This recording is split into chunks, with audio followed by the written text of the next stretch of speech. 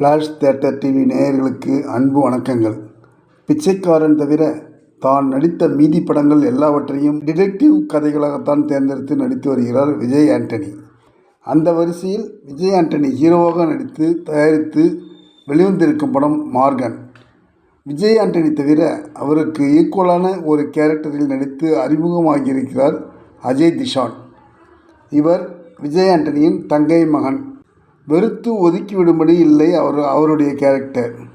படம் முழுக்க வரும் கான்ஸ்டபிள் கேரக்டரில் மகாநதி சங்கர். கேரக்டர் ஆர்டிஸ்டாக வரும் அவர் சில இடங்களில் காமெடி செய்திருக்கிறார். பெண் இன்ஸ்பெக்டராக வரும் பிரிகிடா நிறைய காட்சிகளில் வருகிறார். ஆனால் அவர் திரைக்கதையில் அதை செய்துவிட்டார், இதை செய்துவிட்டார் என்று மெச்சும்படியாக எதுவும் இல்லை. விஜய் ஆண்டனி கூடவே வருகிறார், போகிறார், அவ்வளவுதான். இது தவிர அஜய் திஷானின் தங்கையாக அர்ச்சனா.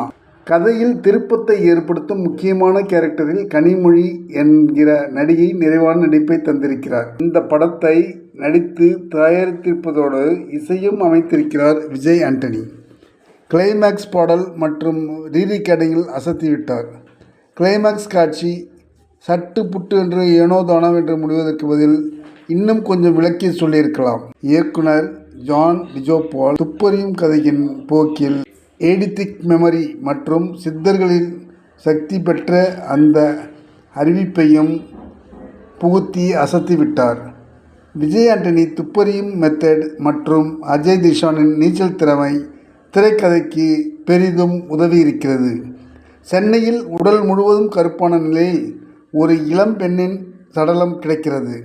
அதனைத் தொடர்ந்து அது தொடர்பாக ரொம்ப இன்ட்ரெஸ்டிங்காக படத்தை பார்க்க வைத்திருக்கிறார்கள் விஜய் ஆண்டனியும் டைரக்டர் ஜான் டிஜோபாலும். நன்றி, வணக்கம். எல்லாருக்கும் வணக்கம். நான் தான் Manasvi.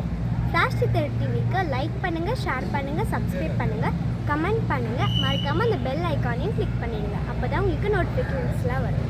Thank you all. Bye bye.